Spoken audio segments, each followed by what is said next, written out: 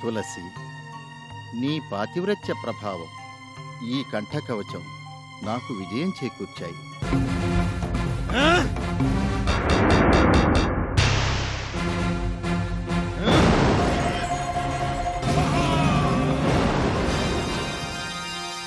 ఏ పాపమెరుగని నన్ను అపవిత్రురాలిని చేశారో ఆ పాపానికి తగిన శాపాన్ని అనుభవించండి. పాషాణ రూపులై పడి ఉండండి. వైకుంఠుడు సాలగ్రామ రూపాన్ని ధరించి నీ శాపాన్ని అనుభవిస్తాడు. నీ దళాలతో పూజ నాకు ప్రీతికరమవుతుంది, శీఘ్ర ఫలదాయి అవుతుంది.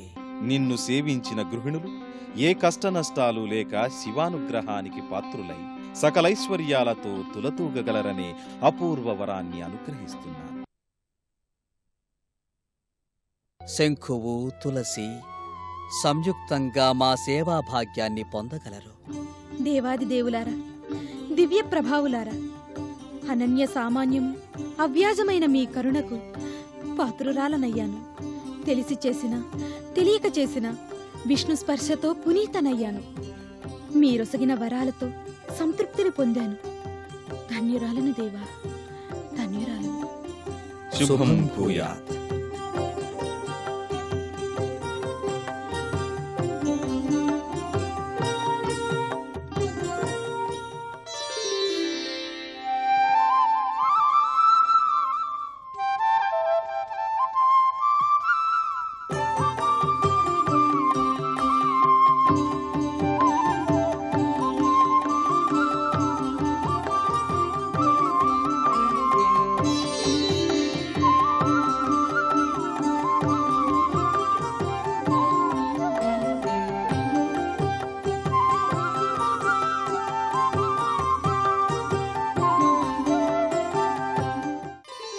సుఖీ భవ.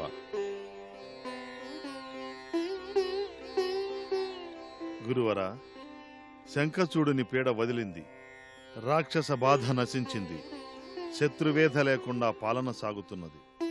సకల లోకాల జనులు సుఖశాంతులతో జీవిస్తున్నారు. అంతేనా మహేంద్ర? భక్తులకు సాలగ్రామాలు, మహిళామతలులకు తులసి బృందావనం లభించింది. త్రిమూర్తులు దోషమున్న చోట దండించినా భక్తి ఉన్న చోట దయామూర్తులని రుజువైంది. అవునవును, హరిహరులు ఆరాధించే వారి పాలిట కరుణామూర్తులు. మహేంద్ర, ఇది విన్నావా? భగీరథుడు తన కుమారుడికి పట్టం గట్టి తాను అడవులకు బయలుదేరబోతున్నాడట. ఇక్ష్వాకులకు వానప్రస్థ జీవితం ఆనందదాయకం కదాచార్య. భగీరథుడు రాజ్యాధికారం రాజభోగం వలదని వానప్రస్థానికి బయలుదేరడం లేదు మహేంద్ర. తాత తండ్రుల తీరని కోరిక సాధించడానికి బయలుదేరుతున్నాడు. తాత తండ్రుల తీరని కోరికను సాధించడానిక? అవును. అంశుమంతుడు తన తండ్రి సగర చక్రవర్తి ఆశయం పూర్తి చేయడానికి వెళ్లి సాధించాడు కదా. ఆ సగర చక్రవర్తి సంకల్పించిన యజ్ఞం పూర్తి కాకుండా నీవు వరుణ వాయువులతో మేధీయాశ్వాన్ని మాయం చేయించి కపిల మహర్షి ఆశ్రమంలో నిలిపావు. యజ్ఞం ఆగిపోయింది. సగరపుత్రులు తండ్రి కోరిక మేరకు సప్తద్వీపాలు అన్వేషించి ఆపై భూమిని తవ్వి పాతాళం చేరి కపిల మహర్షిని గుర్రపు దొంగగా భావించి కత్తులు దూసి తమ క్రోధాగ్నిలో తామే భస్మమయ్యారు. సగర చక్రవర్తి సంకల్పం తెలియక ఆ అశ్వాన్ని మాయించేసి యజ్ఞభంగం చేశాడు. సంకల్పం ఏదైనా జరిగిందది. ఆపై అంశుమంతుడు తాత మనసు తెలుసుకుని కపిలుని ప్రసన్నుడిని చేసుకుని యాగాశ్వాన్ని పట్టి తెచ్చి యజ్ఞం పూర్తి చేయించాడు. అవును, పట్టుదల ఉంటే ఎంతటి కష్టకార్యాన్నైనా ఎప్పటికైనా సాధించవచ్చని సగరుడు నిరూపించాడు.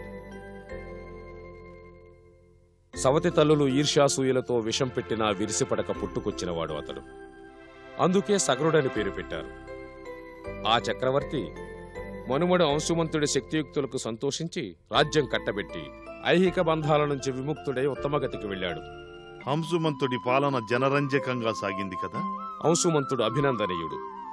తన తనయుడు దిలీపుణ్ణి పట్టాభిషిక్తుణ్ణి చేసి కపిల మహర్షి చెప్పినట్టుగా అమరవాహిని మందాకిని భూకి తెచ్చి తమ వారి భస్మరాశిపై పారించి వారికి ముక్తి కలిగించడానికి తపస్సు చేశాడు. గంగ కటాక్షం అంత సులభంగా లభించగలదా ఆచార్య? యత్నే కృతే యదిన సిద్ధ్యతి కోత్ర దోషః. యత్నించడం మానవ ధర్మం, ఫలం భగవదాధీనం. మహేంద్ర, ఆకాశం నుంచి అమరవాహిని భూమికి రప్పించేదాకా విశ్రమించరు ఇక్ష్వాకులు. సర్వం దైవాధీనం, కాలాధీనం. సమయం ఆసన్నమైతే సర్వం సానుకూలమవుతుంది.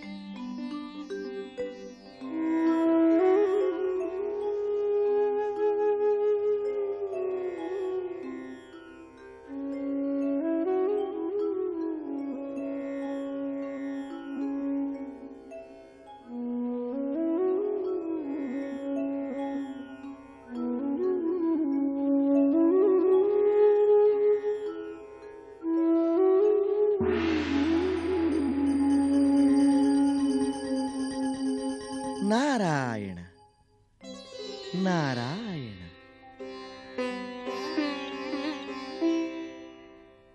సకల లోక సంచారుని రాక ఏ లోకం నుండో. భూలోకంలోని అయోధ్య నుండి మహాదేవ.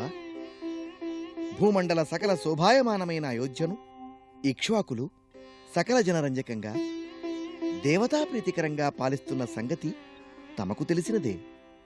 కాని అసూయ ద్వేషాలు ఎంతటి వారినైనా ఏ ఘోర కార్యానికైనా పురిగొలుపుతాయన్న ఆర్యోక్తిని యథార్థం చేస్తూ 99 అశ్వమేధాలు దిగ్విజయంగా పూర్తి చేసిన సగరుడు తన 100వ యజ్ఞం చేయబోతున్న తరుణంలో అతని యాగాశ్వాన్ని మహేంద్రుడు అపహరించాడు. ఇంద్రుని వల్ల సగరునకు ఎన్నో ఇక్కట్లు సంభవించాయి. అవి తీరడానికి ఎంతో శ్రమించవలసి వచ్చింది.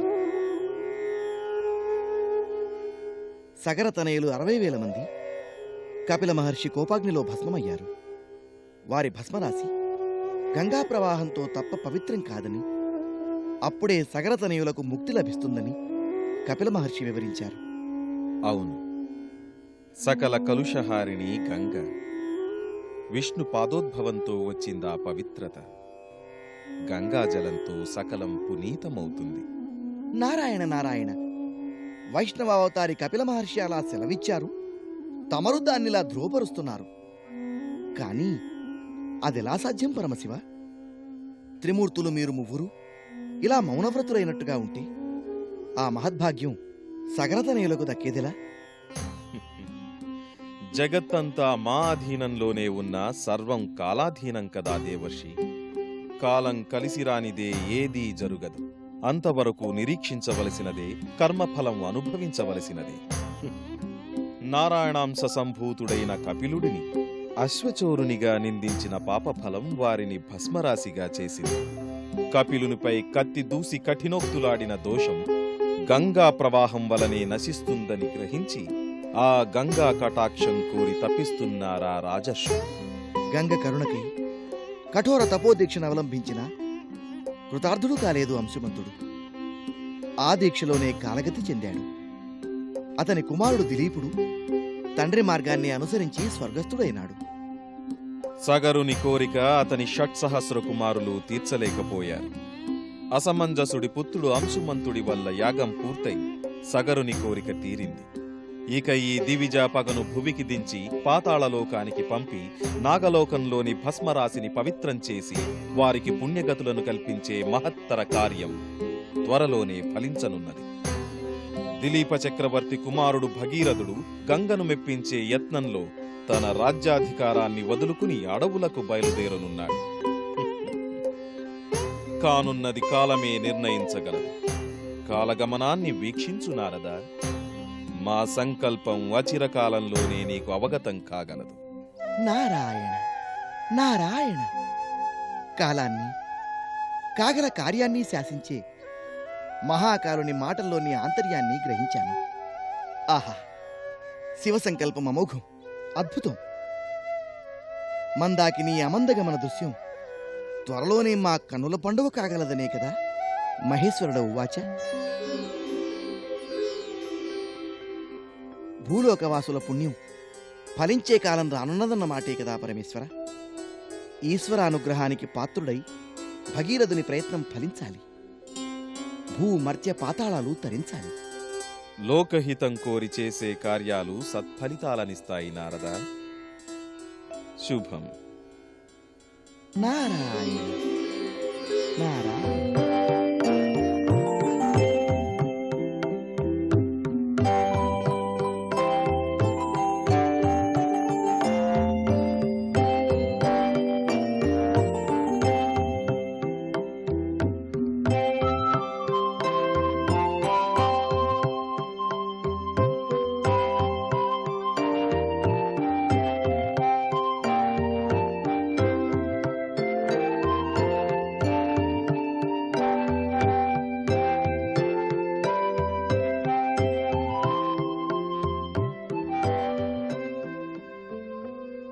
పితృదేవులైన వశిష్ఠ భగవాన్లకు శృత సహితుడైన భగీరథుడి నమస్యత.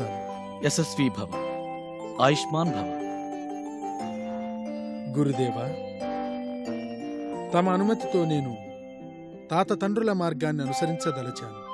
ఇకపై యువరాజు శృతుడు సింహాసనాధీశుడై రాజ్యపాలన కొనసాగించగలడు. మా ఇక్ష్వాక చక్రవర్తులందరూ యవ్వనంలో విషయోపభోగులుగా, దారపుత్ర దేశజన రక్షకులుగా రాజ్యపాలన చేసిన వార్ధక్యంలో మునిజీవనంతో వానప్రస్థులుగా జీవించారు.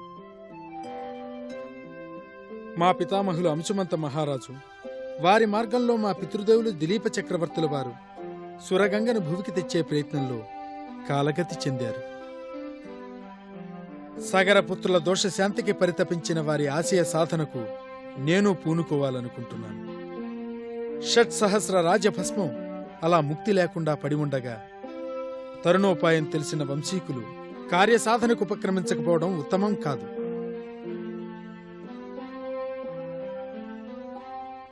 నేను దీక్షాకంకణం ధరించదలిచాను. పురుషోత్తమ కటాక్షం లభించిందా నేను ధన్యుణ్ణి, నా పితృదేవతలు ధన్యులవుతారు. లేక నేను కాలగతి చెందితే అప్పుడీ శృతుడు తన వారసుడికి రాజ్యం కట్టబెట్టి కార్యసాధనలో తప్పించాలి. భగీరథ, భానువంశ ప్రతిష్ట పరిడవిల్లేలా పలికావు.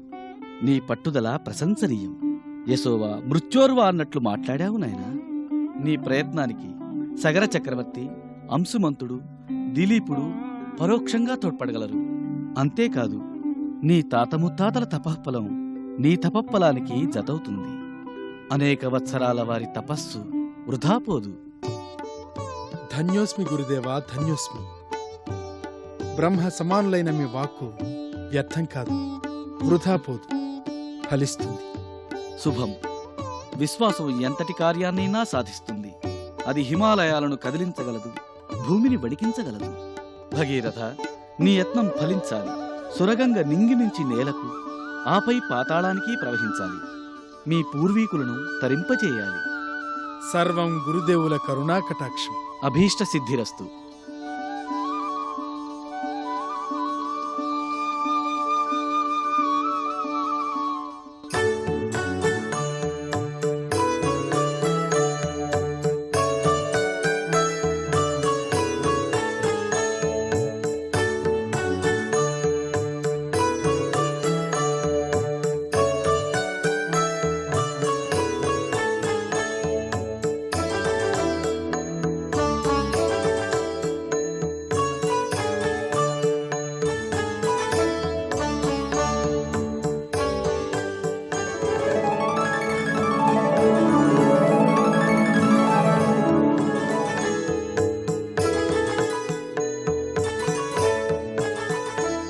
ఇక్ష్వాకు కులతిలక, ఇనవంశ మండన భగీరథ, అభీష్ట సిద్ధిరస్తు. తల్లి సుధీ కల్పలతామ తల్లి, గంగా బహుపుణ్య సంగ, అనుగ్రహ జలధి, నమో నమః, నమో నమః.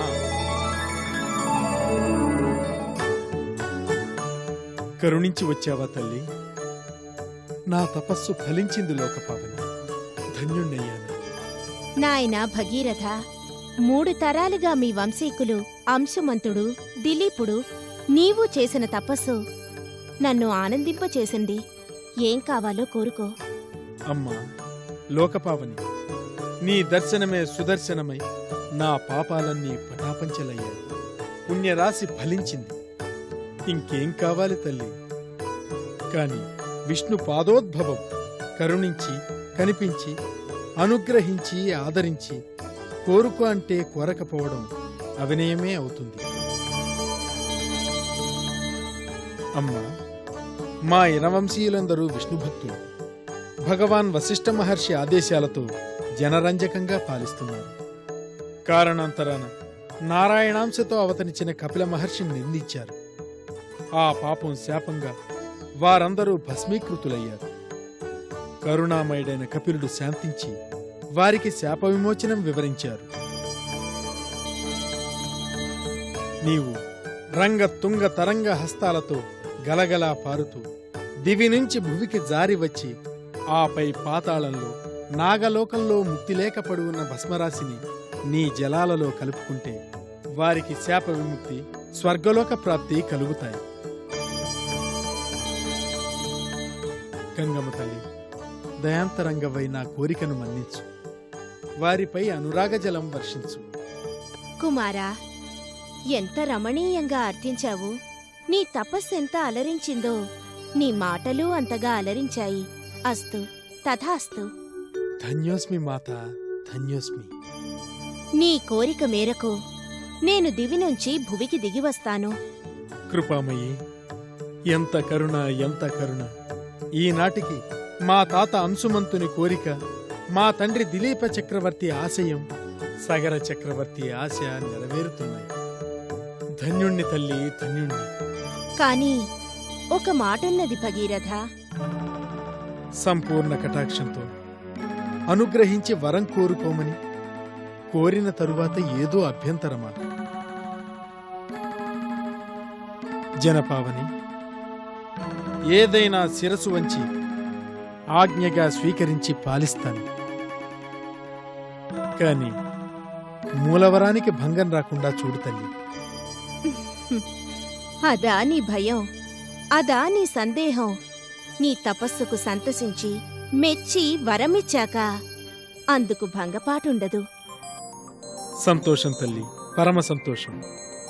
ఇక ఏదైనా ఏమైనా సరే నీ మాట ఆజ్ఞగా పాటిస్తాను. సెలవివ్వు తల్లి.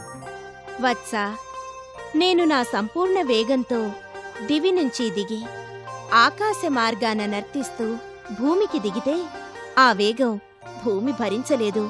నేను సూటిగా ధాటిగా పాతాళం చేరతాను. కాని అందువల్ల ఏం ప్రయోజనం? భూమి మీద హొయలొలుకుతూ సోయగాలు వెదజల్లుతూ రాగతాళ భావాలు పలికిస్తూ మోగుతూ మ్రోగిస్తూ ప్రవహిస్తూ ఉంటే మానవులు సుస్నాతులై పాప విముక్తులై గంగా స్నాన ఫలంతో స్వర్లోకవాసులవుతారు. భగీరథ, సూటిగా సుడులు తిరుగుతూ వాయువేగ మనోవేగాలను మించి దుమికే నన్ను భరించి నా దూకుడు ఆపి భూలోకానికి నీకు మేలు చేయగల సమర్థుడెవరు? అదేనా సందేహం? అదేనా సంశయం? ఏ సంశయము నీకు వలదు తల్లి.